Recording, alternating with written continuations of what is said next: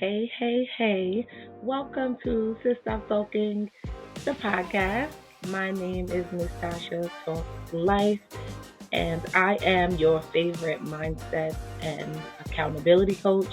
I guide you to your dream life faster by making simple, actionable tweaks to your mind, body, and goals. Today, I am feeling a little overwhelmed. I'm feeling grateful. I realize that things could be so much worse. I realize that in everything that I do, I want to lead with gratitude because the more you express gratitude, the more things you will have to be grateful for. But I'm also feeling a little overwhelmed because I have like so many moving parts happening in the business, in my life, um, so many decisions to make, so many thoughts, and it's a lot. It's a lot, but I'm grateful because I have God. I have my intuition. I'm constantly praying for discernment. My body does not steer me wrong. Sometimes I don't want to listen to it, but it never.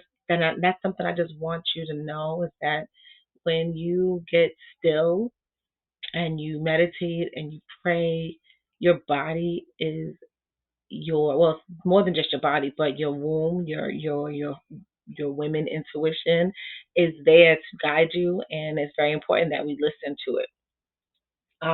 Even when we don't feel like it, even when we don't know, even though it's telling us something opposite of what we're feeling like doing. But yeah. So today's episode is a little tiny bit different than what I normally do. I'm just always looking for different ways to add flavor, add flair, add um, creativity to the show. And so I had put out a while ago, I was doing Girls Talk Live, and I enjoy it. It's coming back, but I had to put a pause on it because at that point it was just feeling forced. Um, and it was just like I had other things that were going on, and I don't like to do anything that feels forced. If it's feeling forced, then it's maybe not the time for it. And so with Girls Talk Live, it was an additional segment to Stop Talking, but it was on a different day. It was a live segment, and people would submit questions in advance or on the live, and I would answer them. I still am receiving questions, so I wanted to address some of those questions. So, like every other episode, we start with a quote, and today's quote is create the life you can't wait to wake up to. And that is unknown. Create the life you can't wait to wake up to. And when I was looking for a quote, this spoke to me because that is my goal. Like I I I thrive on flexibility. I thrive on um, the unknown. Like I can't deal with like a mundane life. I can't deal with go to bed, wake up, go to this job, do this, come home, do that, do this, do that. Whenever that starts to happen in my life, I feel um, frustrated. I feel like there's more to me, and so I'm realizing that my design, the type of woman that I am, the type of person that I am, does not thrive in that type of environment or that type of lifestyle. So when I read "Create the Life You Can't Wait to Wake Up to," it for me, my life is so fluid. My life is so fun, so spontaneous, so active. So that's the life that I'm desiring to create for myself. So everything that I'm doing is based off of wanting that type of lifestyle. So I love that quote. So the question that was asked that I'm going to address today is how do you help ambitious women make simple tweaks to their mindset, self love, and life goals? Because as I said over and over again, I help to guide you to your dream life faster by making simple tweaks to your mind, body, and goals. So this person wanted to know, well, how the heck do you really do that? And I'm like, okay, well, clearly they're new to me because I've been sharing tips, strategies, about self love, discipline, mindset, wellness, all of that since I started the show. You definitely want to write this down. At the end, I will have an offer for you. All right. So the first thing is if you're looking to change your mindset, change your self love practices, um, and to achieve your life goals, the first thing you need to do is to identify your deep desires and your dreams. If there were no limits, no boundaries, no one could tell you no, unlimited resources, unlimited things that you can do, nobody can hold you back, what would you be doing? Or what would you not be doing? And so, with identifying that and really getting to that, sitting with it, writing, meditating, journaling about what that is, then, after you've done that, then the second step would be to identify the roadblocks, identify the limiting beliefs, identify the physical limitations that you feel is stopping you from having those desires and dreams. So, if your deepest dark, now this is when I say identify your deepest desires and dreams, that goes through all the pillars of your life: career, relationship, finances, spirituality, um, I'm forgetting. That's only four. I'm forgetting three more. Recreation. Oh my goodness, I'm forgetting two more. But all of those categories, right?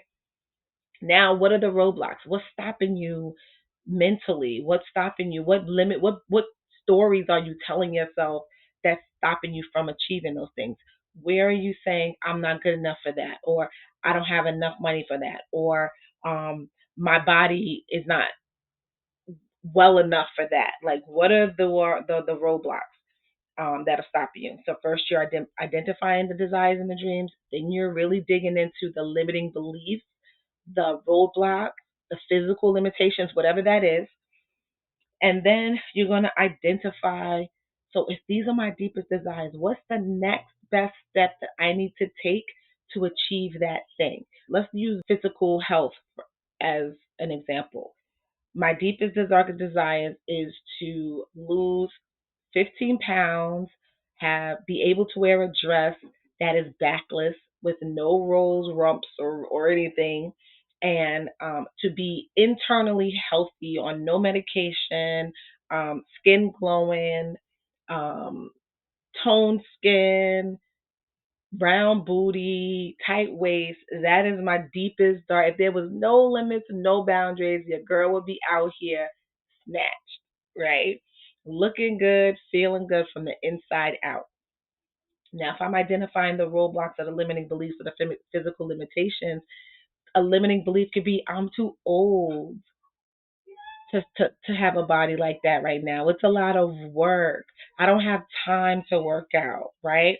So those are the things you want to really think about. And this is not something I believe this is not something that you do in a quick fast hurry. You may need a coach, shameless plug. You may need a consultation where someone can help you to guide you through these questions, or you may need to meditate first, right? Pray, seek God first, and ask Him to reveal to you these things, right? So that's the second thing. The third thing, oh, that's what I said. The third thing was identifying the next best step. What is something you can do right now to achieve the thing or to remove the thing? So if we're still sticking with physical wellness, I would say the next best step that I can do right now is signing up for a gym and to meal plan my food because I understand that weight loss and health starts in the kitchen. Or maybe the next best step is to hire a nutritionist that's going to tell me exactly what I need to do. I don't have to think about it. I don't have to worry about it. Or maybe the next thing I need to do is invest in a meal planner, like somebody that's going to cook my food for me or plan my food for the week so I don't have to worry about it because when I have to worry about it after work, I'm tired. It's easier to stop at Wendy's, right? What is the next best step that I need to take that's going to help me to achieve the thing and remove that thing, right? So that's the third thing. Now the fourth thing is to turn that next best step, those next best steps into SMART goals. right? Make it super specific, measurable, um, achievable, realistic, and time sensitive. So that is something that I teach in more in depth. But making it a smart goals and having a 12-week time period. Notice I didn't say 12 months, 12 weeks, 90 days, because I believe that you will achieve your goals faster in 12 weeks than in 12 months. There is science behind it. If you want to research, read the 12-week year. I have based a lot of my coaching around the 12-week year. Um, and it there's some things that I left that I didn't take and implement because the whole idea for me was to take what I like, make it my own, and leave what I don't.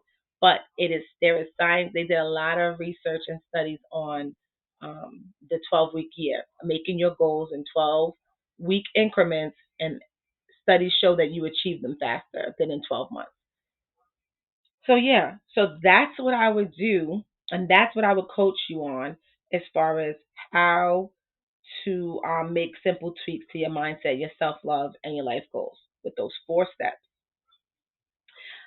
I'm doing a lot of things. God is pushing me in different directions, but I still want to offer you a consultation, a 30-minute fast paced call where we dive into these questions to help you to get a clear picture on what it is. We'll pick one area of your life, one pillar, and that way we'll dissect it. You'll leave with your next best step and your SMART goals, and then you can implement that framework or that model into your other pillars of your life. Um, so yeah, so that I hope that that helps.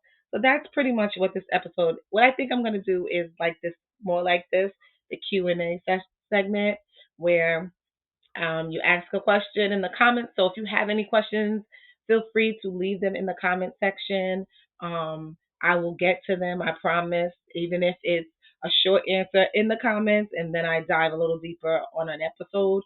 But do that. If this was helpful, share this with at least one friend that is on the same journey as you or that is looking for um, to make some tweaks to their mindset or that needs to make some tweaks to their life goals or whatever. So share that with someone, like it, please. If you're listening right now, it takes 2 seconds to like the show. I greatly, greatly appreciate it. Before we end, of course, we're going to end with a mindset declaration. I acknowledge my own self worth. My confidence is rising. I acknowledge my own self worth. My confidence is rising. I love that. And another thing that I'm going to be doing at the end is, so I wrote a book, a second book. No, but it's an anthology, and it's where I think it's about 10 or 12 authors. We came together. We each wrote a chapter on what we would tell our younger selves, and I'm super proud of it. It was my chapter is very raw. There's a lot of lessons that if I well, I don't want to go back, but the things that I experienced and what I know now, I want to share with other young girls. Whether whether I was the 10-year-old Tasha, the 16-year-old Tasha, the 23-year-old Tasha, the 33-year-old Tasha, like I want to share what I would tell my younger self. And so I was very honored to be a part of this book because it came like right on time. So at the end of each episode, after I do the declaration, I'm going to end with a what would I tell my younger self pertaining to the topic of the podcast, so of the episode. So yeah, so what I would tell my younger self is to never settle. Never settle for less than what you deserve, for less than how you desire to be treated, for less than who you desire to have in your space. Never settle. If something doesn't feel right, pay attention to that. Dig a little deeper in yourself as to why do I feel like this, and make a shift. Never be afraid to make a shift. Life is too short. There are too many women that are staying in relationships, staying at jobs, staying in unhealthy circumstances because they are settling. So never settle. I hope this was super helpful. Again, share this with at least one friend. Like the show, leave a comment, let me know what step do you identify with? What any more questions about this? Like, I want to hear from you. If there's nothing else, I want you to be well. I want you to have the most amazing week. I'm super excited for next week. I think you guys are going to find next week's episode amazing. I'm just super excited. And know that your past does not dictate your better future. Till next time.